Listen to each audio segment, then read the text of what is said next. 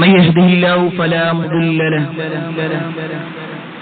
ومن يضلل فلا هادي له وأشهد أن لا إله إلا الله وحده لا شريك له وأشهد أن محمدا عبده ورسوله أرسله بالهدى ودين الحق ليظهره على الدين كله ولو كره المشركون اللهم صل على محمد وعلى آل محمد كما صليت على إبراهيم وعلى آل إبراهيم إنك حميد مجيد اللهم بارك على محمد وعلى آل محمد كما باركت على إبراهيم وعلى آل إبراهيم إنك حميد مجيد يا أيها الذين آمنوا اتقوا الله حق تقاته ولا تموتن إلا وأنتم مسلمون أما بعد فإن خير الحديث كتاب الله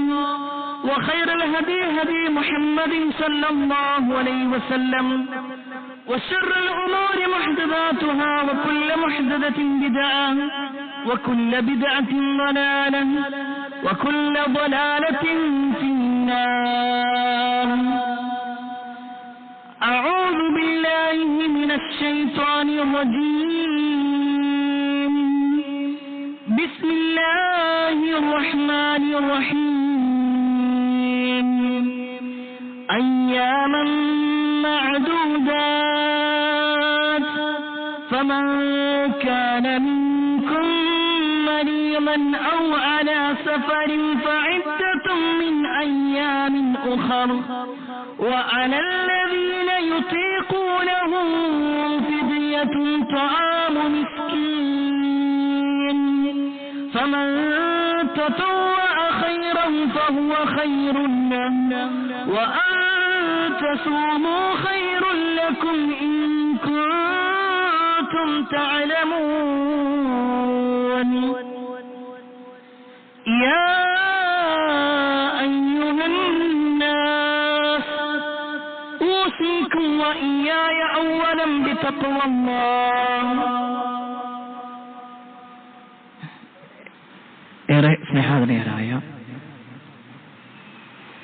സത്യവിശ്വാസികളെ, സഹോദരന്മാരെ, സഹോദരിമാരെ, രക്ഷിതാക്കളെ, അള്ളാഹുവിന്റെ വിധിവിലക്കൽ അനുസരിച്ചുകൊണ്ടും പ്രവാചകൻ സല്ലല്ലാഹു അലൈഹി വസല്ലമയുടെ ജീവിതചര്യ പിൻപറ്റിക്കൊണ്ടും ജീവിക്കണമേ എന്ന് ആദ്യമായി എന്നോടും തുടർന്ന് നിങ്ങൾ ഓരോരുത്തരോടും ഉണർത്തുകയാണ്, വസിയ്യത്ത് ചെയ്യുകയാണ്. സൗണ്ട് കേൾക്കണില്ല.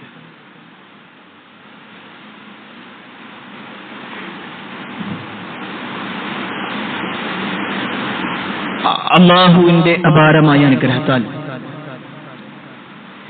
ഏറെ ദിവസങ്ങളായി നമ്മൾ കാത്തുകൊണ്ടിരിക്കുന്ന റമളാനാകുന്ന അതിഥി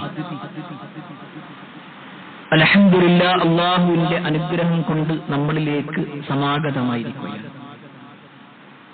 ഒരു വിശ്വാസിയെ സംബന്ധിച്ചിടത്തോളം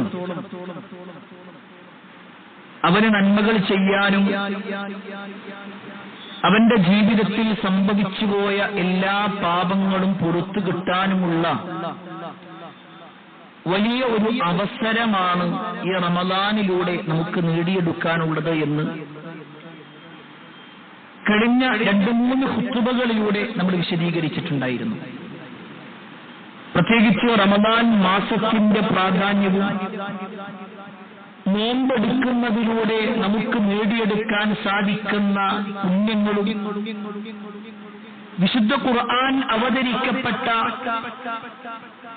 ആ ഒരു മാസമായതുകൊണ്ട് തന്നെ ഖുർആനിന് നമ്മൾ കൊടുക്കേണ്ട പ്രാധാന്യത്തെക്കുറിച്ചുമൊക്കെ സവിസ്തരം നമ്മൾ മനസ്സിലാക്കി. എന്നാൽ സ്വാഭാവികമായും ഈ ഒരു റമദാനിലേക്ക് പ്രവേശിച്ചു കഴിഞ്ഞാൽ പിന്നെ ഒരുപാട് സംശയങ്ങളാണ് നമ്മളിൽ ഉണ്ടാവാറുണ്ട്.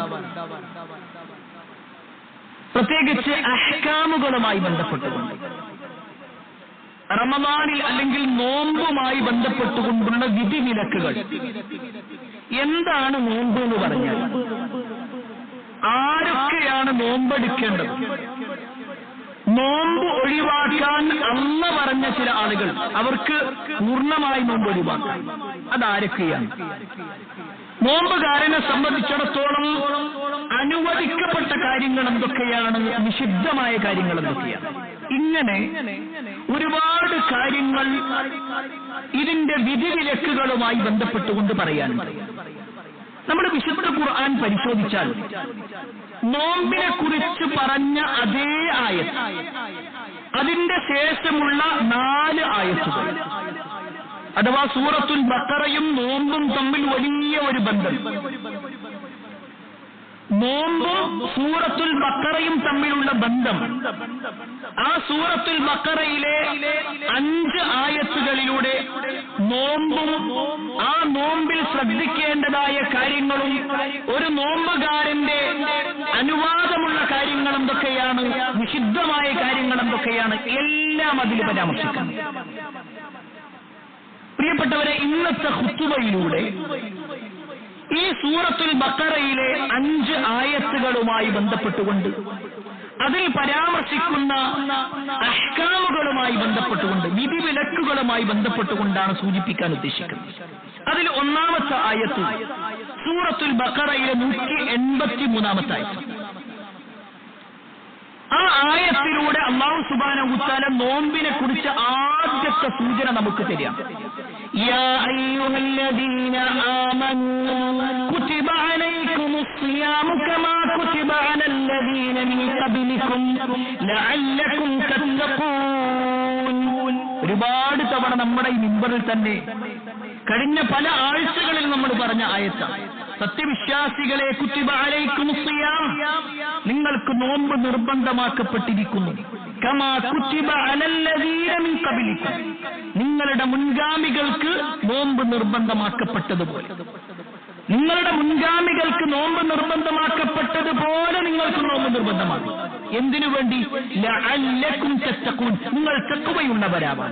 അപ്പൊ ഒന്നാമത്തെ വിഷയം, ആര് നോമ്പെടുക്കണമെന്ന് ചോദിക്കുമ്പോൾ അതിൽ വിശ്വാസികളോട് മാത്രമാണല്ലോ പറയും. വിശ്വാസിയല്ലാത്ത ഒരാളും നോമ്പെടുക്കേണ്ടതില്ല. അയാൾക്ക് നിർബന്ധമുള്ള ഒരു കാര്യമേ അല്ല. അത് ഇസ്ലാമികമായ രാജ്യമാണെങ്കിൽ പോലും, എല്ലാ ഇസ്ലാമിക നിയമങ്ങളും പാലിക്കുന്ന രാജ്യമാണെങ്കിൽ പോലും ആ രാജ്യത്തിൽ ജീവിക്കുന്ന അമുസ്ലിമായ ഒരു വ്യക്തി നോമ്പ് നോൽക്കൽ നിർബന്ധമല്ല. അയാൾ നോമ്പെടുക്കേണ്ടതേയില്ല. എന്നാൽ വിശ്വാസികളാണോ, അവർ നോമ്പെടുക്കണം. സ്വാഭാവികമായിട്ടും എന്താണ് നോമ്പ്? പ്രഭാതോദയം മുതൽ പ്രദോഷം വരെ അല്ലെങ്കിൽ സൂര്യാസ്തമയം വരെ നോമ്പ് മുറിയുന്ന കാര്യങ്ങളെ അല്ലാഹുവിന് വേണ്ടി ത്യജിക്കുക എന്ന ഒരു ഇബാദത്താണ് നോമ്പ്. രാവിലെ മുതൽ വൈകുന്നേരം വരെ, നമ്മുടെ ഭാഷയിൽ പറഞ്ഞാൽ സുബഹിന്റെ സമയം മുതൽ മഗ്രിബിന്റെ സമയം വരെ നോമ്പ് മുറിയുന്നതായ കുറെ കാര്യങ്ങളുണ്ട്. അതെല്ലാം ഒഴിവാക്കി അള്ളാന്റെ തൃപ്തിക്ക് വേണ്ടി ഒരാൾ ഇബാദത്ത് ചെയ്യും. അതിനാണ് നോമ്പ് എന്ന് പറയുന്നത്. ഇനി ആരാണ് നോമ്പെടുക്കേണ്ടത്? ആരൊക്കെ നോമ്പ് ഒഴിവാക്കാം? അതും അല്ലാഹു സുബ്ഹാനഹു വ തആല പറഞ്ഞു. തൊട്ടടുത്ത ആയത്ത് 184-ാമത്തെ ആയത്തിലൂടെ, സൂറത്തുൽ ബഖറയിലെ 2-ാമത്തെ ആയത്ത് അല്ലെങ്കിൽ 184-ാമത്തെ ആയത്തിലൂടെ അല്ലാഹു പറയാണ്, അയ്യാമൻ മഅദൂദാത്ത്, എണ്ണപ്പെട്ട ദിവസങ്ങളാണ് നിങ്ങൾ നോമ്പെടുക്കേണ്ടത്. എല്ലാ ദിവസവും നോമ്പെടുക്കണം. എണ്ണപ്പെട്ട ദിവസങ്ങൾ. ആ ദിവസങ്ങൾ ഏതാണ്? റമളാനുമായി ബന്ധപ്പെട്ടുകൊണ്ടാണ് പറയുന്നത്. എന്നിട്ട് അല്ലാഹു പറയാണ്, ഫമൻ കാന മിൻകും മരിയദാ ഔ അലാ സഫരിൻ ഫഇദ്ദത്തുൻ മിൻ അയ്യാമിൻ ഉഖർ. ഈ ഒരു വാചകത്തിലുണ്ട് ആർക്കൊക്കെ നോമ്പുണ്ട്, ആരൊക്കെ നോമ്പ് ഒഴിവാക്കാൻ അനുവാദമുണ്ട് എന്ന്. അല്ലാഹു സുബ്ഹാനഹു വ തആല പറയാണ്, ഫമൻ കാന മിൻകും മരീള, നിങ്ങളിൽ ആരെങ്കിലും മറന്നുള്ള അഥവാ രോഗമുള്ള ആളുകളാണെങ്കിൽ, അല്ലെങ്കിൽ ഒരു യാത്രയിലാണെങ്കിൽ അവർക്ക് നോമ്പ് ഒഴിവാക്കാൻ അനുവാദം. പ്രിയപ്പെട്ടവരെ ശ്രദ്ധിക്കുക, രണ്ടാളുകളെ കുറിച്ച് അവിടെ പറഞ്ഞു. ഒന്ന്, രോഗിയെ സംബന്ധിച്ചിടത്തോളം നോമ്പ് ഒഴിവാക്കാം. ആ രോഗി തന്നെ എല്ലാവരും ഒരേപോലെയല്ല. രോഗികൾ പലതരത്തിലുണ്ട്. ഞാനത് ഇങ്ങനെ വിശദീകരിച്ചു തരുന്നത്, പലപ്പോഴും ഖുതുബ കഴിഞ്ഞാലാണ് പല ആളുകളും സംശയം ചോദിക്കാറുള്ളത്. ഈ ഖുതുബയിലൂടെ തന്നെ നിങ്ങൾക്ക് ഇതുമായി ബന്ധപ്പെട്ടുകൊണ്ടുള്ള കാര്യങ്ങൾ മനസ്സിലാക്കണം. ആ ഒരു ഉദ്ദേശത്തിലാണ്. രോഗിയാണോ, അയാൾക്ക് നോമ്പ് ഒഴിവാക്കാൻ അനുവാദമുണ്ട്. എല്ലാ രോഗികൾക്കും ഇല്ല. ഒരാൾ രോഗിയാണ്, പക്ഷേ അയാൾക്ക് നോമ്പെടുക്കാൻ ഒരു തടസ്സമില്ല. അയാൾക്ക് ചെറിയൊരു തലവേദന, അല്ലെങ്കിൽ ചെറിയൊരു ജലദോഷം, അല്ലെങ്കിൽ ചെറിയ ഒരു പനിയാണ്. നോമ്പെടുത്തു എന്നതുകൊണ്ട് അയാൾക്കൊരു കുഴപ്പവുമില്ലെങ്കിൽ തീർച്ചയായും അയാൾ നോമ്പെടുക്കൽ നിർബന്ധമാണ്. അയാൾക്ക് നോമ്പ് ഒഴിവാക്കാൻ പറ്റൂല. എനിക്ക് ചെറിയൊരു തലവേദന ഉണ്ടല്ലോ, എനിക്ക് ചെറിയൊരു പനിയുണ്ടല്ലോ, അതുകൊണ്ട് എനിക്ക് നോമ്പ് ഒഴിവാക്കാമെന്ന് അയാൾ തീരുമാനിക്കാൻ പറ്റൂല. അയാൾ നോമ്പെടുക്കൽ നിർബന്ധമാണ്. ഇനി രണ്ടാമത്തെ ഒരു രോഗി, അയാൾക്ക് രോഗമുണ്ട്, നോമ്പെടുത്താൽ പ്രയാസവുമാകും. ഒരു പക്ഷേ അയാൾക്ക് ഗുളിക കുടിക്കാനുണ്ടാകും. അയാൾ നോമ്പെടുത്താൽ അയാൾക്ക് ശാരീരികമായ ബുദ്ധിമുട്ട് വരും. അയാളെ പരിശോധിച്ച ഡോക്ടറും പറഞ്ഞു, നിങ്ങളിപ്പോ തൽക്കാലം നോമ്പ് ഒഴിവാക്കല നല്ലത്. എങ്കിൽ അയാൾ നോമ്പ് ഒഴിവാക്കണം. അയാൾ ഒഴിവാക്കണം. അയാൾക്ക് ശാരീരികമായ ബുദ്ധിമുട്ടുണ്ടാകുമെങ്കിൽ അയാൾ നോമ്പ് ഒഴിവാക്കുകയാണ് വേണ്ടത്. അത് നമുക്ക് ഹദീസുകളിൽ കാണുവാൻ സാധിക്കും, അത്തരത്തിലുള്ള ആശയങ്ങളുമായി ബന്ധപ്പെട്ടുകൊണ്ട്. എന്നാൽ അയാൾ എന്ത് ചെയ്യണം? അയാൾ രോഗിയായി 3 ദിവസം കിടന്നു എങ്കിൽ ആ 3 ദിവസം അയാൾക്ക് നോമ്പ് ഒഴിവാക്കാം. അയാൾ നോമ്പുകാരനല്ലാത്തത് കൊണ്ട് തന്നെ അയാൾ ഭക്ഷണം കഴിച്ചു എന്നുള്ളത് അയാളുടെ രോഗശമനം കിട്ടാനും അയാൾക്ക് ആരോഗ്യം തിരിച്ചു കിട്ടാനും വേണ്ടി അയാൾക്ക് ഭക്ഷണം കഴിക്കാം, പ്രശ്നമില്ല. കാരണം അള്ളാഹു അനുവദിച്ചതാണ്, അള്ളാഹു അയാൾക്ക് അനുവദിച്ചു കൊടുത്തതാണ്. അതുകൊണ്ട് അയാൾ നോമ്പൊഴിവാക്കി എന്നുള്ളത് കുറ്റകരമല്ല. പക്ഷേ അയാൾക്ക് എത്ര നോമ്പാണോ നഷ്ടപ്പെട്ടത് ആ നോമ്പ് പിന്നെ അയാൾ നോറ്റുകിട്ടണം. അത് നിർബന്ധം. അയാൾ 5 ദിവസം നഷ്ടപ്പെട്ടോ എങ്കിൽ ആ 5 ദിവസം റമദാൻ കഴിഞ്ഞാൽ പിന്നെ അയാൾക്ക് എപ്പോഴാണോ അയാളുടെ ആരോഗ്യം തിരിച്ചു കിട്ടുന്നത് അന്ന്, അല്ലെങ്കിൽ ആ സമയം മുതൽ അയാൾ നോമ്പെടുക്കൽ ബാധ്യസ്ഥനാണ്. ഇതാണ് രണ്ടാമത്തെ രോഗി. ഇനി മൂന്നാമത്തൊരു രോഗി, അയാളെ സംബന്ധിച്ചിടത്തോളം മാറാരോഗമാണ്. അല്ലാഹു സുബ്ഹാനഹു വ തആല അത്തരത്തിലുള്ള അവസ്ഥകളിൽ നിന്ന് നമ്മെയും നമ്മുടെ കുടുംബത്തെയും കാത്തിരക്ഷിക്കുമാറാവട്ടെ. ഒരാൾ മാറാരോഗിയാണ്, അയാൾക്ക് പ്രായം കൂടിക്കൊണ്ടേയിരിക്കുന്നു, അയാളുടെ മരുന്നിന്റെ ഡോസ് കൂടിക്കൊണ്ടിരിക്കുകയാണ്. അയാൾക്കൊരിക്കലും ആ ഒരു മരുന്ന് നിർത്താനോ അയാളുടെ രോഗം ശമിക്കാനോ സാധ്യതയില്ല. അങ്ങനത്തെ രോഗമുള്ളവരാ എങ്കിൽ അയാൾക്ക് നോമ്പൊഴിവാക്കാം. പിന്നീട് നോറ്റ് വീട്ടാൻ അയാൾക്ക് സാധിക്കാത്തത് കൊണ്ട് തന്നെ അയാൾക്ക് പിന്നീട് നോറ്റ് വീട്ടേണ്ടതുമില്ല. പക്ഷേ ഫിദിയത്തുൻ തുആമു മിസ്കീൻ, അയാൾക്കൊരു പരിഹാരം, ഒരു പ്രായശ്ചിത്തം കൊടുക്കാൻ വേണ്ടി പറഞ്ഞിട്ടുണ്ട്, ഒരു ഫിദിയ കൊടുക്കാൻ വേണ്ടി പറഞ്ഞിട്ടുണ്ട്. ആ ഫിദിയ എന്താന്ന് ചോദിച്ചാൽ, ഒരു നേരത്തെ ഒരു ഭക്ഷണം, സാധാരണ ആളുകൾ കഴിക്കാറുള്ള ഒരു നേരത്തെ ഭക്ഷണം എത്ര ദിവസമാണോ അയാൾക്ക് നഷ്ടപ്പെട്ട നോമ്പ് അത്രയും എണ്ണം കൊടുക്കുക. അയാൾക്ക് ഒരു നോമ്പാണ് നഷ്ടപ്പെട്ടതെങ്കിൽ ആ ഒരു നോമ്പിന് തുല്യമായിട്ടുള്ളത് അയാൾ കൊടുക്കുക. മിസ്കീനായിട്ടുള്ള ആളുകൾക്ക്, പാവപ്പെട്ട ആളുകൾക്ക്, സാധുക്കൾക്ക് അത് കൊടുക്കണം. അയാൾക്ക് 30 നോമ്പും എടുക്കാൻ കഴിയൂലേ എങ്കിൽ 30 ദിവസത്തിനെ കണക്ക് നോക്കിയിട്ട് അയാൾ കൊടുക്കണം. ഇതാണ് തുആമു മിസ്കീൻ എന്ന് പറയുന്നത്. ഇനി നാലാമത്തൊരു രോഗിയുണ്ട്. ആ രോഗിക്ക് രോഗം മൂർച്ഛിച്ച് അയാൾ വെന്റിലേറ്ററിലാണ്, അയാളുടെ സ്വബോധം നഷ്ടപ്പെട്ടിട്ടുണ്ട്. അയാൾക്ക് നോമ്പ് തുടങ്ങിയത് മുതൽ 1 മാസമോ 2 മാസമോ 3 മാസമോ ഒക്കെ അയാള് സ്വബോധത്തിൽ ഇല്ലാത്തൊരവസ്ഥയാണ്, അബോധാവസ്ഥയിലാണ്. എങ്കിൽ അയാൾക്ക് നോമ്പുമില്ല, അയാൾക്ക് ഫിദിയയുമില്ല. അയാൾ പിന്നെ നോറ്റ് വീട്ടേണ്ടതുമില്ല. കാരണം നോമ്പുള്ള സമയത്ത് അയാൾ അത്തരത്തിൽ ശാരീരികമായ പ്രയാസത്തിലാണ്. ഇതാണ്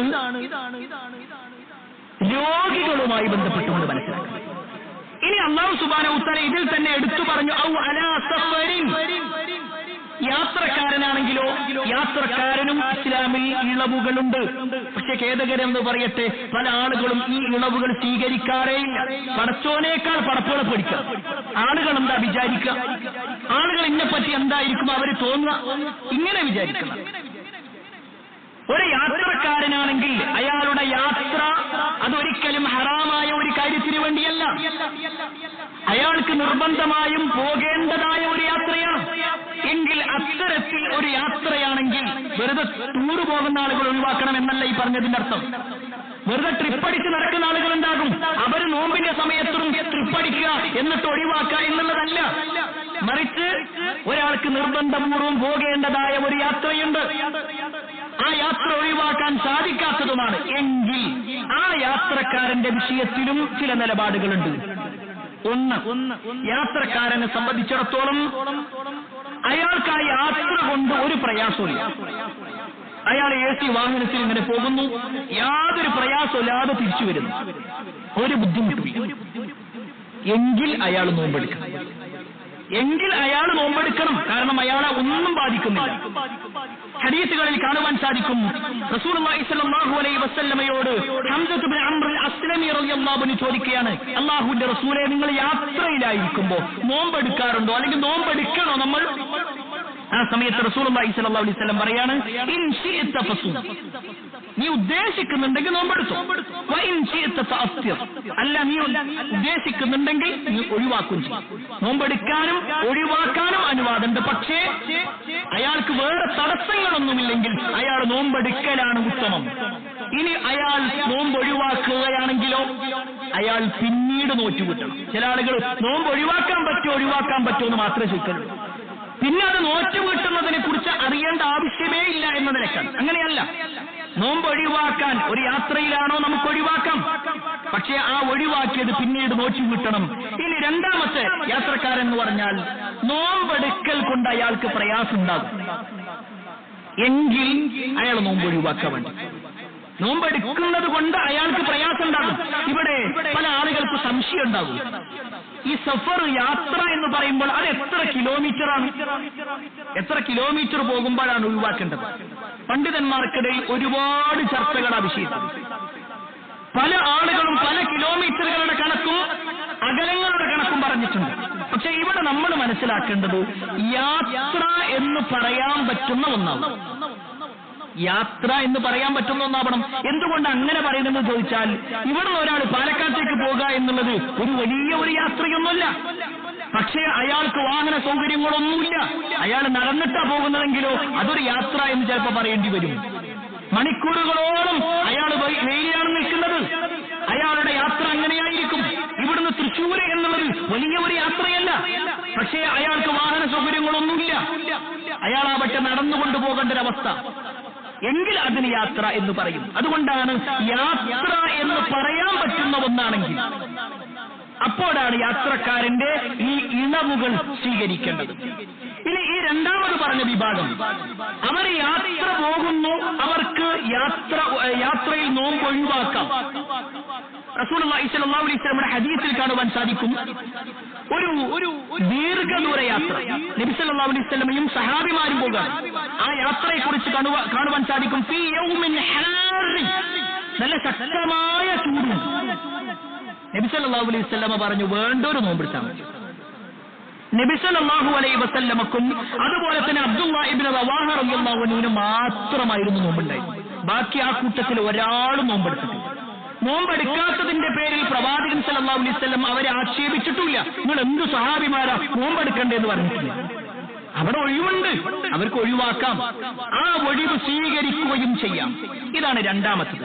ഇനി മൂന്നാമത്തത്, ഒരാൾ നോമ്പെടുത്തു, അയാൾ യാത്ര പോകാം, അയാൾ നോമ്പ് ഒഴിവാക്കുക എന്നുള്ളത് നിർബന്ധമാണ്.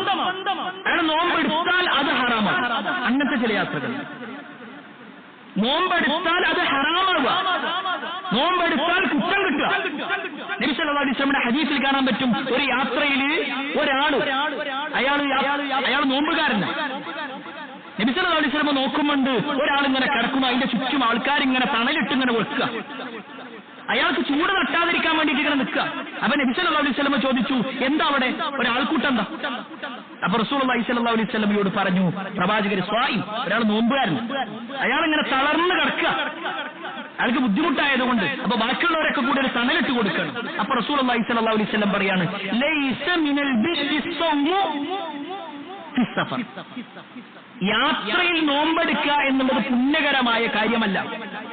വേറെ ചില വാചകങ്ങൾ പ്രവാചകൻ സല്ലല്ലാഹു അലൈഹി വസല്ലം ശക്തമായ ചില വാക്കുകൾ കൂടി പറഞ്ഞു എന്ന് നമുക്ക് കാണുവാൻ സാധിക്കും. ഒരാൾക്ക് കഴിവില്ല എന്നിട്ടും അയാൾ ആകെ വിഷമിച്ചുകൊണ്ട് യാത്രയിൽ നോമ്പെടുത്ത് ഞാൻ വലിയ ത്യാഗം ചെയ്തു എന്ന് പറയേണ്ടതില്ല. അയാൾക്ക് ഇളവുകളുണ്ട്, ആ ഇളവുകൾ അയാൾ സ്വീകരിക്കാൻ വേണ്ടേ. അല്ലാതെ കഷ്ടപ്പെട്ടുകൊണ്ടാണ് ഞാൻ നോമ്പെടുത്തിട്ടുള്ളത്, എനിക്ക് എണീക്കാൻ കഴിഞ്ഞിട്ടുണ്ടായിരുന്നില്ല എന്നൊന്നും പറയണ്ട. അയാൾ യാത്രക്കാരനാണോ, അയാൾക്ക് ഇളവുകൾ സ്വീകരിക്കാം എന്നുള്ളതാണ് ഈ വിഷയത്തിൽ നമ്മൾ മനസ്സിലാക്കുന്നത്. ഇനി സൂറത്തുൽ ബഖറയിലെ അടുത്ത ആയത്ത് 185-ാമത്തെ ആയത്ത്, ഒരേ വാചകത്തിൽ അല്ലെങ്കിൽ 5 ആയത്തുകൾ ഇങ്ങനെ അടുപ്പിച്ചടുപ്പിച്ച് പറയണം നോമ്പുമായി ബന്ധപ്പെട്ടുകൊണ്ട്. അതിൽ 3-ാമത്തെ ആയത്തായിട്ട് നമുക്ക് കാണുവാൻ സാധിക്കും, ശഹ്റു റമളാനല്ലദീ ഉൻസില ഫീഹിൽ ഖുർആൻ ഹുദൽ ലിന്നാസി വബയ്യിനാത്തിൻ മിനൽ ഹുദാ വൽ ഫുർഖാൻ. കഴിഞ്ഞ ആഴ്ച നമ്മൾ വിശദമായി കൊണ്ട് ഈ ആയത്ത് സൂചിപ്പിച്ചിട്ടുണ്ടായിരുന്നു. വിശുദ്ധ ഖുർആൻ ഇറങ്ങിയ മാസമാണ് റമളാൻ എന്നത്. എന്നിട്ട് അതിനുശേഷം അല്ലാഹു സുബ്ഹാനഹു വതആല പറയുന്നുണ്ട്, ഫമൻ ശഹിദ മിൻകും അശ്ശഹർ ഫൽയസും. ആരാണ് നോമ്പെടുക്കേണ്ടതെന്ന് കേട്ടോ. അല്ലാഹു സുബ്ഹാനഹു വതആല പറയാണ്, ഫമൻ ശഹിദ മിൻകും, നിങ്ങളിൽ ആരെങ്കിലും ആ ദിവസത്തിൽ അല്ലെങ്കിൽ ആ മാസത്തിലുണ്ടെങ്കിൽ, ഷഹീദായിട്ടുണ്ടെങ്കിൽ, ജീവിച്ചിരിക്കുന്നുണ്ടെങ്കിൽ, സാക്ഷിയായിട്ടുണ്ടെങ്കിൽ, നിങ്ങൾ നോമ്പെടുത്തേ പറ്റൂ, നോമ്പെടുക്കണം. ഒരു കൽപ്പനാക്രിയ. റമളാനിൽ മുസ്ലിമായ ഒരാൾ, അയാൾക്ക് പിന്നെ നോമ്പ് ഒഴിവാക്കാൻ അനുവാദമില്ല. അയാൾ നിർബന്ധമായും നോമ്പെടുക്കണം. എന്നാൽ ആരാണ് നോമ്പെടുക്കേണ്ടത്? നമ്മൾ മനസ്സിലാക്കി, ഒന്ന് മുസ്ലിമിനാണ് നിർബന്ധമുള്ളത്. മുസ്ലിം ആകാ എന്ന് മാത്രമല്ല, അവിടെയും ചില നിബന്ധനകളുണ്ട്. പ്രായപൂർത്തി ഉണ്ടാവണം, ബുദ്ധിയുണ്ടാവണം, അതുപോലെ തന്നെ അയാൾ യാത്രക്കാരനല്ലാത്തൊരവസ്ഥയാവണം, നോമ്പെടുക്കാനുള്ള ശേഷിയുള്ള ആളാവണം. ഇങ്ങനെ ചില നിബന്ധനകളുണ്ട്. പ്രായപൂർത്തിയുള്ള ആളുകളാണ് നോമ്പെടുക്കേണ്ടത്. സ്വാഭാവികമായിട്ടും ഇസ്ലാമിലെ പ്രായപൂർത്തി എത്രയാണ്? നമ്മുടെ നാട്ടിൽ പലപ്പോഴും ഓരോ നിയമത്തിനനുസരിച്ചുകൊണ്ട് പ്രായപൂർത്തിയുടെ കണക്കും വ്യത്യാസപ്പെടും. ഒരു കാലത്ത് 16 ആയിരുന്നുവെങ്കിൽ പിന്നെ 18 പിന്നീട് 20, 21 മാറും. രാജ്യം അനുസരിച്ചുകൊണ്ട് മാറും. നമ്മുടെ നാട്ടിലുള്ള പ്രായപൂർത്തിയല്ല അമേരിക്കയിലുള്ളത്, അതല്ല ബ്രസീലിലുള്ളത്. ഓരോ നാട്ടിലും വ്യത്യസ്തമായിരിക്കും. എന്നാൽ മതപരമായി കൊണ്ട് ഒരാൾക്ക് പ്രായപൂർത്തി എത്തുക എന്ന് പറഞ്ഞാൽ 3 കാര്യങ്ങളാണ്. 3 കാര്യങ്ങൾ, പൊതുവായിട്ടുള്ള 3 കാര്യങ്ങൾ. ആണാവട്ടെ പെണ്ണാവട്ടെ 3 കാര്യങ്ങളുണ്ട്. അതിൽ ഒന്നാമത്തെ കാര്യം ഉറക്കത്തിലോ മറ്റോ സ്ഖലനം സംഭവിക്കുക എന്നുള്ളതാണ്, മതപരമായിട്ടുള്ള കാര്യം. രണ്ടാമതായി കൊണ്ട് പറയുന്നത് രഹസ്യഭാഗങ്ങളിൽ കട്ടിയായി രോമമുളക്കുക എന്നുള്ളതാണ്. മൂന്നാമത്തെ കാര്യമോ 15 വയസ്സാകുക എന്നുള്ളത്. ഇതിൽ ഏതെങ്കിലും ഒന്നായാൽ അയാൾക്ക് പ്രായപൂർത്തിയെത്തി. ഇതിൽ ഏതെങ്കിലും ഒന്നായാൽ. ഇനി സ്ത്രീകളാണെങ്കിൽ അല്ലെങ്കിൽ പെൺകുട്ടികളാണെങ്കിൽ അവിടെ ഒരു നിബന്ധന കൂടി ചേർക്കപ്പെട്ടു. 4-ൽ ഏതെങ്കിലും ഒന്ന്. ഈ പറഞ്ഞ 3 4-ാമത്തെ ഒരു കാര്യം ആർത്തവമുണ്ടാകുക, ഹൈലുണ്ടാകുക എന്നുള്ളത്. ഈ 4-ൽ ഏതെങ്കിലും ഒരാൾക്ക് സംഭവിച്ചാൽ അയാൾ നിർബന്ധമായും നോമ്പെടുക്കണം. അയാൾക്ക് പ്രായപൂർത്തിയെത്തിയിട്ടുണ്ട്.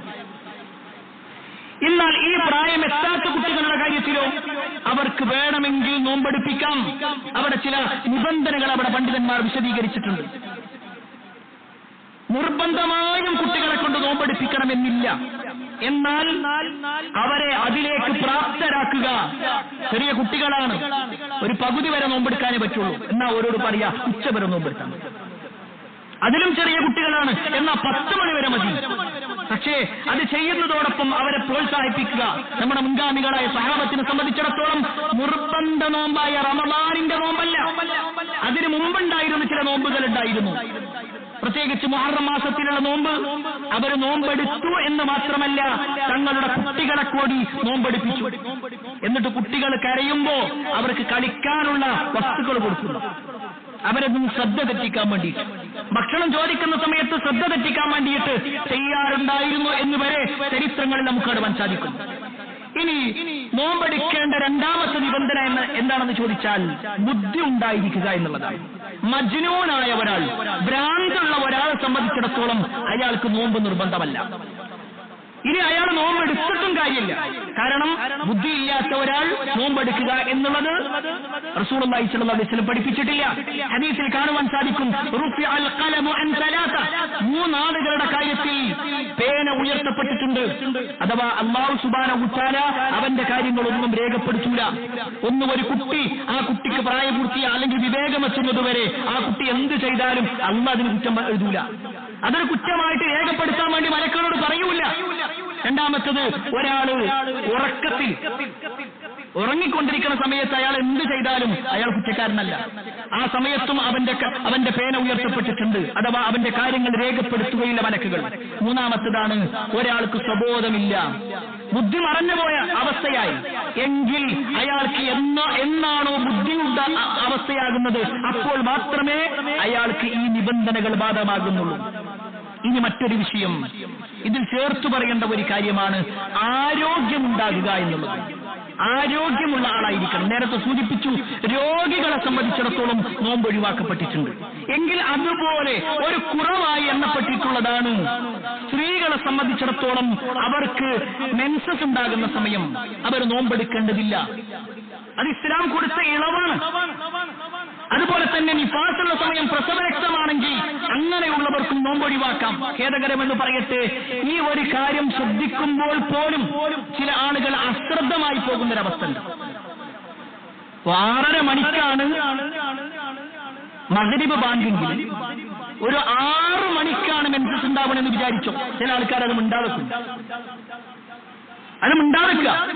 എന്തായാലും ഇപ്പൊ കുറച്ച് സമയം കൂടിയല്ലേ, ഇത്രയേറെ പട്ടിണി നടന്നില്ലേ? അല്ല, അവിടെ ഒഴിവാക്കുകയാണ് വേണ്ടത്. ആ നോമ്പ് പിന്നീട് എന്തായാലും നോക്കി കിട്ടും. കാരണം അവർക്കറിയാം, അവർക്ക് ഇളവുള്ള ഒരു കാര്യമാണ്. ആ ഇളവ് പടച്ചോൻ നൽകിയതാണ്. റസൂലുള്ളാഹി സ്വല്ലല്ലാഹു അലൈഹി വസല്ലമയുടെ ഹദീസിൽ തന്നെ കാണുവാൻ സാധിക്കും, അലൈസ ഇദാ ഹാവത് ലം തുസല്ലി വലം തസും ഫദാലിക തുഖ്സാനു ദീനിഹാ. പ്രവാചകൻ സ്വല്ലല്ലാഹു അലൈഹി വസല്ലം പറയാണ്, ആർത്തവം ഉണ്ടായിക്കഴിഞ്ഞാൽ ഒരു പെണ്ണ് അവൾ നോമ്പ് അനുഷ്ഠിക്കുകയും നമസ്കരിക്കുകയും ചെയ്യേണ്ടതില്ല. രണ്ടും അവൾക്കൊഴിവുണ്ട്, രണ്ടും ഒഴിവാണ്. പക്ഷേ പിന്നീട് അവൾ നോമ്പ് നോറ്റുകിട്ടണം, നിസ്കാരമല്ല. അപ്പോൾ നിസ്കാരം അവൾക്ക് ഇളവുണ്ട്. പക്ഷേ നോമ്പ് അത് കൃത്യമായിട്ട് എണ്ണം പറഞ്ഞ് ചെയ്യേണ്ടതാണ്. അത് കൃത്യമായി കൊണ്ട് തന്നെ അവൾ നിർവഹിക്കുകയും വേണ്ടതുണ്ട് എന്നതുകൂടി ഈ ആയത്ത് നമ്മെ പഠിപ്പിക്കുന്നുണ്ട്. അതുപോലെ തന്നെ പ്രിയപ്പെട്ടവരെ, സൂറത്തുൽ ബഖറയിലെ അടുത്ത ഒരു ആയത്ത് ഈ റമളാനുമായി ബന്ധപ്പെട്ടുകൊണ്ട്, നോമ്പുമായി ബന്ധപ്പെട്ടുകൊണ്ടുള്ള ഒരു വാചകത്തിൽ നമുക്ക് കാണുവാൻ സാധിക്കും, വഇദാ സഅലക ഇബാദി അന്നി ഫഇന്നി ഖരീബ് ഉജീബു ദഅവതദ് ദാഇ ഇദാ ദഅൻ ഫയസ്തജീബു ലി വൽയുഅ്മിനൂ ബി ലഅല്ലഹും യർഷുദൂൻ. ഒരു പക്ഷേ തൗഹീദിന്റെ ആയത്ത് എന്ന നിലക്കാണ് ഈ ഒരു ആയത്തിന് പല ആളുകളും കാണാറുള്ളത്. എന്നാൽ നോമ്പിന്റെ ഇടയിൽ അല്ലാഹു സുബ്ഹാനഹു വ തആല ഈ ആയത്ത് കൊടുക്കുക. ആദ്യം പറഞ്ഞ 3 ആയത്തുകളിലും നോമ്പിനെ കുറിച്ച് പരാമർശിച്ചു. 5ാമത്തെ ആയത്തിലും നോമ്പിനെ കുറിച്ച് തന്നെയാണ് പരാമർശിക്കുന്നത്. പക്ഷെ അതിനിടയിൽ അല്ലാഹു സുബ്ഹാനഹു വ തആല ഈ ഒരു വാചകം കൊടുക്കണം. ഒരു നോമ്പുകാരന്റെ ദുആഇനെ കുറിച്ച് മനസ്സിലാക്കി. എന്താണ് നോമ്പുകാരന്റെ ദുആഇന്റെ പ്രത്യേകത? നബി സല്ലല്ലാഹു അലൈഹി വസല്ലം പറയാണ്, സലാസു ദഅവാത്തിൻ മുസ്തജാബാത്തിൻ ലാ ശക്ക ഫിഹിന്ന. 3 ആളുകളുടെ പ്രാർത്ഥന തീർച്ചയായും അത് സ്വീകരിക്കും, ഒരിക്കലും അത് തള്ളപ്പെടുകയില്ല. അതിൽപ്പെട്ട ഒന്നാണ് ദഅവത്തുസ് സ്വായിം, നോമ്പുകാരന്റെ പ്രാർത്ഥന. നോമ്പുകാരന്റെ പ്രാർത്ഥന നമ്മൾ ബാക്കിയുള്ള ഏത് സമയം നോക്കിക്കഴിഞ്ഞാലും ഒരു പ്രത്യേക ഒരു ടൈമിൽ മാത്രമേ. ഇപ്പൊ വെള്ളിയാഴ്ചയിൽ ഒരു പ്രത്യേക സമയമുണ്ട്. ആ പ്രത്യേക സമയത്താണ് നോമ്പ് പ്രാർത്ഥിക്കാൻ വേണ്ടി പറഞ്ഞത്. നബി സല്ലല്ലാഹു അലൈഹി വസല്ലം പറഞ്ഞു, ഇന്ന ഫിൽ ജുമുഅത്തി ലസാഅ, തീർച്ചയായും വെള്ളിയാഴ്ച ഒരു സമയമുണ്ട്.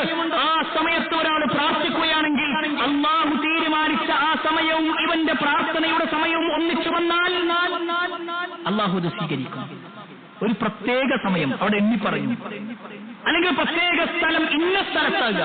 എന്നാൽ നോമ്പുകാരനെ സംബന്ധിച്ചിടത്തോളം അവന്റെ നോമ്പ് തുടങ്ങി അവസാനിക്കുന്ന വരെ അവന് പ്രാർത്ഥിക്കാൻ സമയം, എത്രയോ സമയം. നമ്മളിങ്ങനെ നോക്കിക്കഴിഞ്ഞാൽ കഴിഞ്ഞ 5 ദിവസം കഴിഞ്ഞ് 6ാമത്തെ ദിവസമായി എത്ര സമയം നമ്മുടെ പ്രാർത്ഥനയ്ക്ക് വേണ്ടി മാറ്റിയേക്കാമായിരുന്നു. പക്ഷെ ഇപ്പോഴും നമുക്ക് സമയം കിട്ടിയിട്ടില്ല. അതിനാരെ കുറ്റപ്പെടുത്താൻ വേണ്ടിയിട്ടല്ലോ കേട്ടോ. നമ്മൾ സ്വന്തത്തോട് ചോദിക്കുക, ഈ കഴിഞ്ഞ ദിവസങ്ങളിൽ മണിക്കൂറുകളോളം കിട്ടിയിട്ട് എത്ര സമയം നമ്മൾ നമ്മുടെ ആഗ്രഹങ്ങൾ പൂർത്തീകരിച്ചു കിട്ടാൻ, നമ്മുടെ ആവശ്യങ്ങൾ നിറവേറ്റി കിട്ടാൻ ഈ ലോകത്തും പരലോകത്തുമായിട്ടുള്ള ഒട്ടേറെ ആഗ്രഹങ്ങൾ നമുക്ക് ബാക്കിയാണ്. അള്ളാഹു നമുക്ക് അതെല്ലാം എളുപ്പമാക്കി തരുമാറാവട്ടെ. നമ്മുടെ സ്വാലിഹായ ആഗ്രഹങ്ങളെല്ലാം അള്ളാഹു നമുക്ക് പൂർത്തീകരിച്ചു തരുമാറാവട്ടെ. പ്രിയപ്പെട്ടവരെ, ഈ ഒരു ആയത്തിലൂടെ അള്ളാഹു നമ്മളോട് പറയുന്നത് എന്താണെന്നറിയോ? വഇദാ സഅലക ഇബാദി അന്നി ഫഇന്നി ഖരീബ്. പ്രവാചകനോട് പറയാണ്, പ്രവാചകരെ, അവർ നിങ്ങളോട് ചോദിക്കണം, നിങ്ങളുടെ റബ്ബിനെ കുറിച്ച് നിങ്ങളോട് ചോദിക്കുകയാണെങ്കിൽ നിങ്ങൾ പറയണം ഫഇന്നി ഖരീബ്, ഞാൻ നിങ്ങൾക്ക് ഏറ്റവും സമീപസ്ഥനാണ്. ഈ വാചകം ഒരാൾ മനസ്സിലാക്കിയാൽ പിന്നെ ഒരിക്കലും അയാളുടെ കൈകൾ അല്ലാഹു അല്ലാത്ത ഒരാളിലേക്ക് 100% ഉറപ്പാണ്. ഈ ആയത്ത് പഠിച്ചാൽ മതി. വഇദാ സഅലക, താങ്കളോട് ചോദിച്ചാൽ. നബി സല്ലല്ലാഹു അലൈഹി വസല്ലമയുടെ കൂടെ ജീവിച്ചിരുന്ന ആളുകളുടെ കാര്യത്തിലാണ് പറയുന്നത്. അവർ നിങ്ങളോട് ചോദിക്കുകയാണ്, ഇബാദി, എന്റെ അടിമകൾ നിങ്ങളോട് ചോദിക്കുകയാണ്, അന്നി, എന്നെ കുറിച്ച് ചോദിച്ചാൽ ഫഇന്നി ഖരീബ്, നാം അവരോട് സമീപസ്ഥനാണ്, ഏറ്റവും സമീപസ്ഥനാണ്. എന്നിട്ട് അല്ലാഹു പറയാണ്, ഉജീബു ദഅവത ദാഇ ഇദാ ദഅൻ, പ്രാർത്ഥിക്കുന്നവൻ എന്നെ വിളിച്ച് പ്രാർത്ഥിച്ചാൽ തീർച്ചയായും ഞാൻ അവന് ഫൽയസ്തജീബൂലി വൽയുഅ്മിനൂ ബി ലഅല്ലഹും യർശുദൂൻ, അല്ലാഹു ഉത്തരം തരാനവൻ. പ്രാർത്ഥിക്കുന്നവൻ എന്നെ വിളിച്ച് പ്രാർത്ഥിച്ചോ, ഞാൻ ഉത്തരം തരും. പക്ഷേ അല്ലാഹനെ വിളിക്കാൻ വേണ്ടി നടത്തേണ്ട പള്ളികൾ ഇന്ന് അല്ലാഹു അല്ലാത്തവരുടെ പേര് പറഞ്ഞുകൊണ്ടാണ് പല ദിക്റുകളും ഹൽക്കുകളും ഒക്കെയായി പലതും നടക്കുന്നത്. പ്രിയപ്പെട്ടവരെ, ഈ ഒരു ആയത്തെ നമ്മളൊന്ന് വായിച്ചു നോക്കുന്നുണ്ട്. സൂറത്തുൽ ബഖറയിലെ 186-ാമത്തെ ആയത്ത്. അന്നല്ലാത്തവരെ വിളിച്ച് പ്രാർത്ഥിക്കുന്ന ഒട്ടേറെ ആളുകളുണ്ടല്ലോ, ജാറങ്ങളിലേക്കും മക്ബറകളിലേക്കൊക്കെ പോകുന്നവർ. എങ്കിൽ അങ്ങനെയുള്ള ആളുകൾക്ക് ഈ ആയത്തൊന്ന് കാണിച്ചു കൊടുക്കുക. ഇങ്ങനെ ഒരു ആയത്ത് ഖുർആനിലുണ്ട്, ഇതിങ്ങനെ തന്നെയാണോ ഇതിന്റെ അർത്ഥം? അതല്ല അവരൊക്കെ ഉണ്ടാക്കി പറയണോ? ഇതിലെന്താ പറയണത്? പ്രാർത്ഥിക്കുന്നവൻ എന്നെ വിളിച്ച് പ്രാർത്ഥിച്ചാൽ ഞാൻ നിങ്ങൾക്ക് ഉത്തരം തരുന്നു. അല്ലാഹു പറയണത് ഞാൻ നിങ്ങൾക്ക് സമീപസ്ഥനാണ്. എന്നിട്ട് അള്ളാഹിനോട് പ്രാർത്ഥിക്കാൻ വേണ്ടിയിട്ടാണ് ഇവിടുന്ന് അജ്മീർ വരെ പോകണം, ആണോ? അല്ല, അല്ലാഹു അല്ലാത്തവരോട് പ്രാർത്ഥിക്കാനാ. അതിനുവേണ്ടിയാണ് തിരുവനന്തപുരത്തേക്ക് പോകുന്നത്, അതിനുവേണ്ടിയാണ് ഏർവാടിയിലേക്ക് പോകുന്നത്, ഒക്കെ അല്ലാഹു അല്ലാത്തവരിലേക്ക് കൈകൾ നീട്ടാൻ. പ്രിയപ്പെട്ടവരെ, അല്ലാഹു നേർക്ക് നേരെ പറയാണ്. ഒരു നോമ്പുകാരൻ പ്രത്യേകിച്ച് മനസ്സിലാക്കണ്ടായി, എന്ത് പ്രശ്നം, ഫഇന്നി ഖരീബ്, ഞാൻ നിങ്ങൾക്ക് സമീപസ്ഥനല്ലേ, ഞാൻ നിങ്ങൾക്ക് അടുത്തല്ലേ, നിങ്ങൾ എന്നോട് ചോദിച്ചോ, ഞാൻ നിങ്ങൾക്ക് ഉത്തരം തരാം. എത്ര സ്നേഹത്തിലാ റബ്ബ് പറയണത്. എങ്കിൽ പ്രിയപ്പെട്ടവരെ, ഈ വാചകം കേവലം ഒരു ആയത്ത് എന്നതിനപ്പുറത്തേക്ക് നമ്മുടെ ജീവിതത്തിൽ എന്ത് പ്രയാസങ്ങൾ ഉണ്ടാകുമ്പോഴും, ഏതൊരു ആവശ്യത്തിന് വേണ്ടി നമ്മൾ കൈകൾ ഉയർത്തുമ്പോഴും എല്ലാം അല്ലാഹുവിലേക്ക് കൈകൾ ഉയർത്താൻ വേണ്ടി പരിശ്രമിക്കുക. അതിന് അല്ലാഹു സുബ്ഹാനഹു വ തആല നമുക്ക് ഏവർക്കും തൗഫീഖ് നൽകുമാറാവട്ടെ.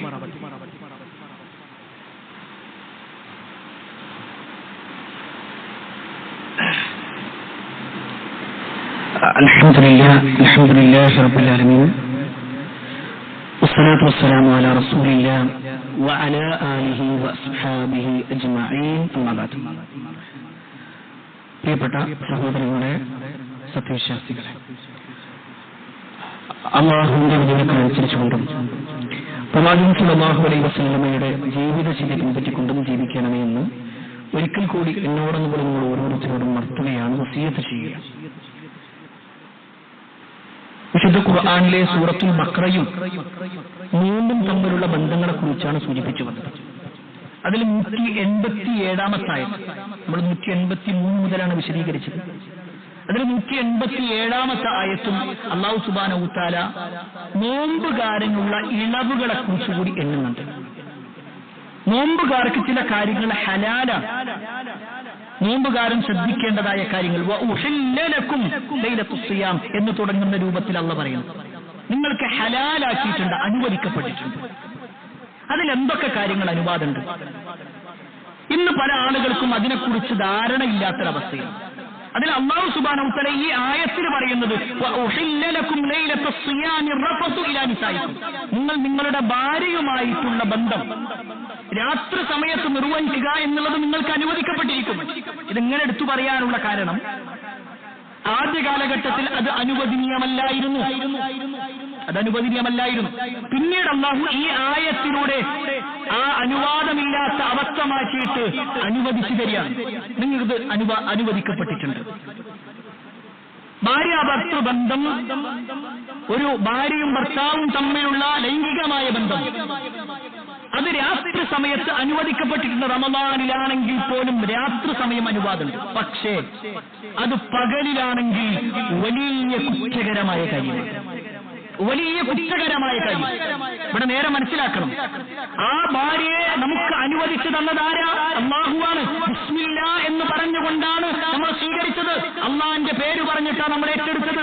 എങ്കിൽ ആ റബ്ബ് പറയാണ്, ബാക്കി 11 മാസവും നിങ്ങൾക്കിടയിൽ ബന്ധങ്ങൾ ഉണ്ടായിക്കോ. ഈ ഒരു മാസത്തിൽ രാത്രി മുഴുവനും നിങ്ങൾക്കിടയിലുള്ള എല്ലാ ബന്ധങ്ങളും മുന്നോട്ട് കൊണ്ടുപോയിക്കോ. പക്ഷേ പകലിൽ പറ്റൂല. അത് ഭക്ഷണത്തിന്റെ വിഷയത്തിൽ അങ്ങനെ തന്നെയാണ്. 11 മാസം കഴിക്കാം, രാത്രിയും കഴിക്കാം, പക്ഷേ പകലിൽ പറ്റൂല. അവിടെ ഒരാൾ അങ്ങനെ ഭാര്യാഭർത്തൃ ബന്ധത്തിലുണ്ടായാൽ അത് റമദാനിന്റെ പകലിലാണെങ്കിൽ വലിയ കുറ്റകരമാണ് എന്നുള്ളത് നമുക്ക് അറിയാൻ സാധിക്കും. അങ്ങനെ ഒരാൾക്ക് സംഭവിച്ചു. നബി സല്ലല്ലാഹു അലൈഹി വസല്ലമയുടെ അടുക്കൽ അയാൾ ആ തെറ്റ് ഏറ്റുവെന്ന് പറയണം. നബി സല്ലല്ലാഹു അലൈഹി വസല്ലമ അതിന്റെ പ്രായശ്ചിത്തം പറഞ്ഞ കാര്യമുണ്ട്. അതിനെന്താണ് പ്രതിക്രിയ എന്ന് പറഞ്ഞിട്ടുണ്ട്. അതിന്റെ വാചകം കണ്ടാൽ തന്നെ അത് എത്ര വലിയ ഗൗരവമുള്ളതാണ് മനസ്സിലാവും. ഒന്നാമത്തത് നബി സല്ലല്ലാഹു അലൈഹി വസല്ലം പറഞ്ഞ എന്താണെന്നറിയോ? ഒരു അടിമയെ മോചിപ്പിക്കണം എന്ന് പറഞ്ഞു. ഒരു അടിമനെ മോചിപ്പിക്കാം. അതിന് കഴിയോ? അയാൾ പറഞ്ഞു, പ്രവാചകർ അതിനിക്ക് കഴിയൂല. ഇന്നത്തെ കാലഘട്ടത്തിൽ അടിമ സമ്പ്രദായമില്ല. എങ്കിൽ രണ്ടാമത്തെ കാര്യം കേട്ടോ, അടിമയെ മോചിപ്പിക്കാൻ ഒരാൾക്ക് സാധിക്കില്ലെങ്കിൽ 2 മാസം തുടർച്ചയായി നോമ്പെടുക്കും.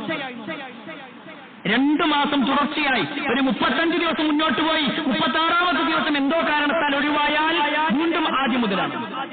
അത്ര ഗൗരവമുണ്ട് ഇതിന്. ഇനി അതിനും ഒരാൾക്ക് കഴിയൂലെങ്കിൽ, അതിന് സാധിക്കാത്ത ആളാണെങ്കിൽ മാത്രം 60 ദരിദ്രർക്ക് ഭക്ഷണം കൊടുക്കണം. അപ്പൊ എത്ര ഗൗരവമുണ്ട് ഈ വിഷയത്തിൽ. കാരണം അള്ളാഹ് ഒരു കാര്യം പറയാണ്, അത് ചെയ്യരുത് എന്ന് പറഞ്ഞ പിന്നെ ചെയ്യാൻ പാടില്ല. കാരണം അള്ളാഹ് അനുവദിച്ചു തന്നതാണ്. അള്ളാഹു അനുവദിച്ചതാണ് ആ വിവാഹ കരാറെങ്കിൽ, നമ്മുടെ ഭാര്യയുടെ ശരീരമെങ്കിൽ അള്ളാഹു സുബ്ഹാനഹു വ തആല പറയാണ് ഇന്ന സമയത്ത് പറ്റൂല, എങ്കിൽ അത് പറ്റൂല. അതാണ് മുസ്ലിമിനോടാണ് ഈ പറയുന്നത്. അള്ളാഹുവിന് കീഴൊതുങ്ങിയവന്റെ നിയമമാണ് ഈ പറയുന്നത്. അതോടൊപ്പം തന്നെ അള്ളാഹു ഈ ആയത്തിൽ എണ്ണി പറയുന്ന ഒരു കാര്യം, പ്രഭാതത്തിന് മുന്നേ അയാൾ നിയ്യത്തുണ്ടാവണം. ഇന്ന് ഖേദകരമെന്ന് പറയട്ടെ, പല ആളുകൾക്കും ഇതിനെക്കുറിച്ച് തീരെ ഗൗരവമില്ലാത്തൊരവസ്ഥയാണ്. നിയ്യത്തന്നെ വേണ്ട എന്ന് പറയുന്ന ചില ആളുകൾ, എന്നാൽ നിയ്യത്താവട്ടെ ചൊല്ലി പറഞ്ഞാൽ മാത്രമേ ശരിയാകൂ എന്ന് വിചാരിക്കുന്ന ആളുകൾ. ഇതിന്റെ രണ്ടിന്റെയും മധ്യത്തിലാണ് യഥാർത്ഥ ഇസ്ലാം. കാരണം നബി സല്ലല്ലാഹു അലൈഹി വസല്ലം പറഞ്ഞു, ഇന്നമൽ അഅമാലു ബിന്നിയാത്ത്, എല്ലാ അമലും സ്വീകരിക്കപ്പെടുന്നത് നിയ്യത്ത് കൊണ്ടാണ്. നിസ്കാരം സ്വീകരിക്കണോ? നിയ്യത്ത് വേണം. നോമ്പ് സ്വീകരിക്കണോ? നിയ്യത്ത് വേണം. ഖുർആൻ പാരായണം സ്വീകരിക്കണോ? നിയ്യത്ത് വേണം. എല്ലാ അമലും ഇന്നമൽ അഅമാലു ബിന്നിയാത്ത്. പക്ഷേ അത് ചൊല്ലി പറയണോ വേണ്ട? നമ്മുടെ നാട്ടിൽ നിസ്കരിക്കുമ്പോൾ കാണാം ഉസല്ലി ഫർള് എന്നൊക്കെ പറഞ്ഞിട്ട് ചൊല്ലി പറയുന്ന ആളുകളുണ്ട്. വേറെ ചില ആളുകൾ നോമ്പെടുക്കുന്ന സമയത്ത് നവൈതു സൗമഗദിൻ എന്ന് തുടങ്ങുന്ന പ്രയോഗങ്ങളാണ് നടത്താറുള്ളത്. എന്നാൽ റസൂലുള്ളാഹി സ്വല്ലല്ലാഹു അലൈഹി വസല്ലം ഹദീസിൽ എവിടെയും അത്തരത്തിൽ ഒരു പ്രയോഗം നടത്തിയതായിട്ട് നമുക്ക് കാണാൻ സാധിക്കില്ല. നബി സല്ലല്ലാഹു അലൈഹി വസല്ലം അങ്ങനെ ചൊല്ലി പറഞ്ഞിട്ടില്ല. പിന്നെ ആ ചൊല്ലി പറയുന്ന വാക്കുകൾ തന്നെ നോക്ക്. നവൈതു, ഞാൻ കരുതി. നവ എന്ന് പറഞ്ഞ കരുതാണ്. നിയ്യത്തിന്റെ മസ്ദർ എന്ന് പറഞ്ഞാൽ ഖൽബാണ്. ഖൽബിൽ ഉണ്ടാകാൻ വേണ്ടേ? അയാൾ അത് ചൊല്ലി പറയേണ്ട ആവശ്യമില്ല. ഞാൻ കരുതിയെന്ന് അപ്പോഴും അയാൾ പറയണത്. കരുതിയാ മതി, അത് ചൊല്ലി പറയേണ്ട ആവശ്യമില്ല. ഇനി ഒരാൾ അങ്ങനെ നിയ്യത്ത് കരുതുന്നുവെങ്കിൽ തന്നെ അത് പ്രഭാതത്തിന് മുന്നാവണം. പ്രഭാതം സംഭവിക്കുന്നതിന് മുമ്പ് അഥവാ സുബ്ഹ് ബാങ്കിന് മുമ്പ് തന്നെ നിയ്യത്തുണ്ടാവണം.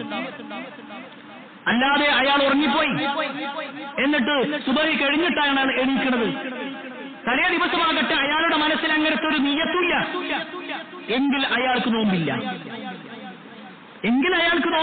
ആ വാചകം അങ്ങനെ തന്നെ നമ്മൾ മനസ്സിലാക്കണം. അതല്ല ആദ്യമേ അയാൾ തീരുമാനിച്ചിട്ടുണ്ടെങ്കിൽ, നോമ്പെടുക്കണമെന്ന് അയാളുടെ മനസ്സിലുണ്ടായിരുന്നു, അയാൾ അങ്ങനെ ഉറക്കത്തിൽപ്പെട്ടുപോയി എങ്കിൽ അയാൾക്ക് നോമ്പെടുക്കുക. ബാക്കിയുള്ള സമയം അങ്ങനെ അയാൾ നോമ്പുകാരനായിട്ട് തന്നെ കടിച്ചു കൂട്ടണം എന്നുള്ളതാണ്. ഇതാണ് നിർബന്ധ നോമ്പിന്റെ കാര്യത്തിൽ മനസ്സിലാക്കേണ്ടത്. അതുപോലെ തന്നെ പ്രിയപ്പെട്ടവരെ, ഒരുപാട് ആളുകൾ നഷ്ടപ്പെടുത്തുന്ന ഒരു കാര്യമാണ് അത്താഴം കഴിക്കുക എന്നുള്ളത്. റസൂലുള്ളാഹി സ്വല്ലല്ലാഹു അലൈഹി വസല്ലം ഹദീസിൽ കാണാൻ പറ്റും, തസഹറു ഫഇന്ന ഫി സുഹൂരി ബറക. നിങ്ങൾ അത്താഴം കഴിക്കണം, അത്താഴത്തിൽ ബറക്കത്തുണ്ട്. ബറക്കത്തുണ്ട് ഒരു ഹദീസിൽ. മലക്കുകളുടെ പ്രാർത്ഥനയുണ്ട് മറ്റൊരു ഹദീസിൽ. മറ്റുള്ള ഇതര വിഭാഗങ്ങളിൽ നിന്നും നിങ്ങൾ വ്യത്യസ്തരാകുമെന്ന് വേറൊരു ഹദീസിൽ. ഒരുപാട് കാര്യങ്ങൾ അത്താഴവുമായി ബന്ധപ്പെട്ടിട്ടുണ്ട്. നബി സല്ലല്ലാഹു അലൈഹി വസല്ലം അതുകൊണ്ടാണ് പറയുന്നത്, അത്താഴം നിങ്ങൾ നഷ്ടപ്പെടുത്തരുത്. ഒരു ഇറക്ക് വെള്ളം കുടിക്കാനേ നമുക്ക് സമയം കിട്ടുള്ളൂ. ഒരിറക്ക് വെള്ളം കുടിച്ചു, അല്ലെങ്കിൽ ഒരു ഗ്ലാസ് വെള്ളം കുടിച്ചു, എന്നാൽ അത് കുടിച്ചിട്ടെങ്കിലും നിങ്ങൾ ആ ഒരു ബറക്കത്ത് നേടണം. ഇന്ന് പല ആളുകളും പറയാറുള്ളത്, ഞാൻ അത്താഴം പോലും കഴിക്കാതെയാണ് നോമ്പെടുക്കുന്നത്. അത് പുണ്യല്ല, അത് പുണ്യം കുറക്കുക ചെയ്യാം. അത്താഴം കഴിച്ചുകൊണ്ടാണ് നോമ്പെടുക്കുന്നത്. കാരണം ഇതര മതവിഭാഗത്തിൽപ്പെട്ട ആളുകൾക്ക് അത്താഴം ഉണ്ടായിരുന്നില്ല. നമുക്ക് അല്ലാഹു സുബ്ഹാനഹു വ തആല നൽകിയതാണ് അത്താഴം കഴിക്കുക എന്നുള്ളത്. അത് നമ്മൾ കഴിക്കണം. അത് കഴിച്ചു കഴിഞ്ഞാൽ പിന്നെ കുറച്ച് സമയം ബാങ്കിന് മാറ്റിവെക്കുന്ന രൂപത്തിലായിരിക്കണം നമ്മൾ എഴുന്നേൽക്കേണ്ടത്. ചില ആളുകളെങ്കിലും ഉണ്ടെങ്ങനെ ആ ഒരു അവസാന സമയത്തേക്ക് മാറ്റിവെച്ചുകൊണ്ട് പിന്നെ ബാങ്ക് വിളിക്കുന്ന സമയത്ത് ഇരുന്ന് കഴിക്കുന്ന ഒരവസ്ഥ. അതെന്തായാലും ശരിയല്ല. മനഃപൂർവ്വം അത്തരത്തിലുള്ള പ്രവർത്തനങ്ങളിലേക്ക് ഏർപ്പെടുക എന്നുള്ളത് അയാളുടെ നോമ്പിനെ ബാധിക്കും എന്നതുകൂടി നമ്മൾ മനസ്സിലാക്കുക. അതുപോലെ തന്നെ നോമ്പ് തുറക്കുക എന്നുള്ളത് അതിന് ധൃതി കാണിക്കണം. നബി സല്ലല്ലാഹു അലൈഹി വസല്ലം ഹദീസിൽ കാണാൻ പറ്റും, ലാ യസാലു നാസു ബിഖൈരിൻ മാ അജ്ലിൽ ഫിത്ർ. നോമ്പ് തുറക്കാൻ ധൃതി കാണിക്കുന്നിടത്തോളം കാലം എന്റെ ഖൗമ് ഖൈറിലായിരിക്കും. ഖേദകരമെന്ന് പറയട്ടെ, ഇന്ന് പല ആളുകളും സൂക്ഷ്മത എന്ന പേര് പറഞ്ഞിട്ടാണ് എല്ലായിടത്തും ബാങ്ക് വിളിച്ചാലും ചില ആളുകൾ പറയും, എന്താ കുറച്ചു നേരം കൂടി കഴിഞ്ഞോട്ടെ, ഒരു 4 മിനിറ്റ് അങ്ങോട്ട് നീട്ടിവെക്കും, ഒരു 3 മിനിറ്റ് കൂടി കഴിഞ്ഞോട്ടെ. ചില ആൾക്കാർ ബാങ്ക് വിളിക്കുന്നത് കേട്ടാൽ പോലും, സമയമായാൽ പോലും, എന്തായാലും ഇത്ര മണിക്കൂറുകളോളം നമ്മൾ മുന്നിലെ ഒരു 5 മിനിറ്റ് കൂടി കഴിഞ്ഞോട്ടെ. ഇത് റസൂലുള്ളാഹി സ്വല്ലല്ലാഹു അലൈഹി വസല്ലം പഠിപ്പിച്ച ശരിയല്ല. നബി സല്ലല്ലാഹു അലൈഹി വസല്ലം പഠിപ്പിച്ചത് ഖൈറിലാവണമെങ്കിൽ അതിന് ധൃതി കാണിക്കുക. സമയമായാൽ ഉടനെ നോമ്പ് തുറക്കണം. സമയമായാൽ ഉടനെ നോമ്പ് തുറക്കണം. അതിൽ ധൃതി കാണിക്കണം എന്നുള്ളതാണ് റസൂലുള്ളാഹി സ്വല്ലല്ലാഹു അലൈഹി വസല്ലം പഠിപ്പിച്ചത് എന്ന് നമുക്ക് അറിയാൻ സാധിക്കും. ഇത്തരത്തിലുള്ള ഒരുപാട് അഹ്കാമുകൾ നമ്മുടെ ജീവിതത്തിൽ ശ്രദ്ധിക്കേണ്ടതും പാലിക്കേണ്ടതുമായിട്ടുണ്ട്. എല്ലാ കാര്യങ്ങളും കൃത്യമായി മനസ്സിലാക്കി അല്ലാഹു എങ്ങനെയാണോ പഠിപ്പിച്ചത്, റസൂലുള്ളാഹി സ്വല്ലല്ലാഹു അലൈഹി വസല്ലം എങ്ങനെയാണോ കാണിച്ചു തന്നത്, അതുപോലെ നിർവഹിക്കാൻ ഞാനും നിങ്ങൾ പരിശ്രമിക്കുക. അതിന് അല്ലാഹു സുബ്ഹാനഹു വ തആല നമുക്ക് ഏവർക്കും തൗഫീഖ് നൽകുമാറാവട്ടെ. ഒരുപാട് ആളുകൾ പ്രാർത്ഥന കൊണ്ട് വസിയത്ത് നൽകിയിട്ടുണ്ട്. എല്ലാവരുടെയും പ്രാർത്ഥനകൾ അല്ലാഹു സ്വീകരിക്കുമാറാവട്ടെ. اللهم اغفر للمؤمنين والمؤمنات والمسلمين والمسلمات الأحياء منهم والأموات إنك مجيب الدعوات يا قاضي الحاجات. اللهم اجرنا من النار، اللهم اجرنا من النار، اللهم اجرنا من النار. ربنا آتنا في الدنيا حسنة وفي الآخرة حسنة وقنا عذاب النار.